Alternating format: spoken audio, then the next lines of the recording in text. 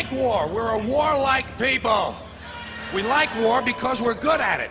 And you know why we're good at it? Because we get a lot of practice. This country's only 200 years old, and already we've had 10 major wars. We average a major war every 20 years in this country, so we're good at it. And it's a good thing we are. We're not very good at anything else anymore. Huh? Can't build a decent car, can't make a TV set or a VCR worth the fuck. Got no steel industry left, can't educate our young people, can't get health care to our old people, but we can bomb the shit out of your country, all right? Especially if your country is full of brown people. That's our new job in the world, bombing brown people. Iraq, Panama, Grenada, Libya, you got some brown people in your country, tell them to watch the fuck out, or we'll goddamn bomb them.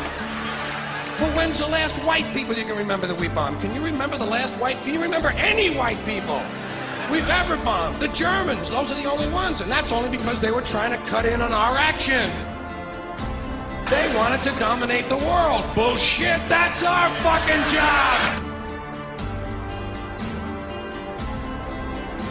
Now, you probably noticed I don't feel about that war the way we were told we were supposed to feel about that war, the way we were ordered and instructed by the United States government to feel about that war.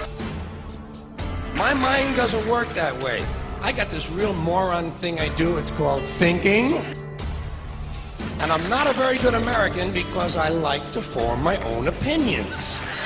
I don't just roll over when I'm told to. Sad to say, most Americans just roll over on command. Not me. I have certain rules I live by. My first rule, I don't believe anything the government tells me. Nothing. Zero. Nope.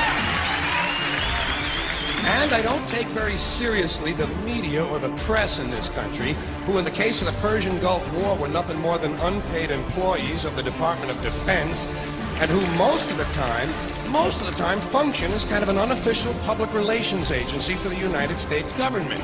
So I don't listen to them, I don't really believe in my country, and I gotta tell you folks, I don't get all choked up about yellow ribbons and American flags.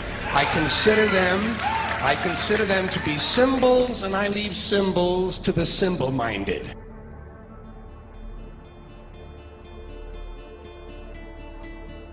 I'm talking about the fact that a war is rich old men protecting their property by sending middle-class and lower-class young men off to die. Forget these foolish elections. The owners of this country don't care about the poor in general. Owners of this country, what are we going? But is this Karl Marx talking to me? The owners of this country are the voters of this country. You're wrong about that, my friend. Aren't the owners of this country the voters in this country who elected George Bush? Not. Listen, politics, these elections are a charade. It is a charade. Okay. They are meant to... Well, I'll tell you, just listen for a minute. Learn a little something. The elections and politicians are in place in order to give Americans the illusion that they have freedom of choice. You don't really have choice in this country. All the things that are important reduced in choice. Newspapers in a city, how many? Used to be 3, 4, now it's 1 or 2. They're owned by the same people, and they also own a radio station. Give these people a voting day every year so that they'll have the illusion of meaningless choice. Meaningless choice, that we go like slaves and say, "Oh, I voted."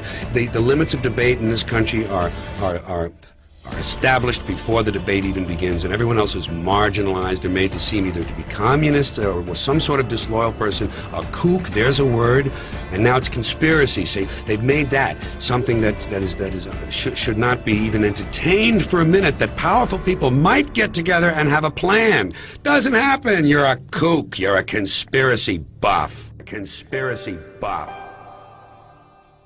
Not as a result of a conspiracy, but because... You don't need a formal conspiracy. Right. When interests converge, these people went to the same universities and fraternities, they're on the same boards of directors, they're on the same country clubs, they have like interests, they don't need to call a meeting, they know what's good for them, and they're getting it. And there used to be 7 oil companies, there are now 3, it will soon be 2.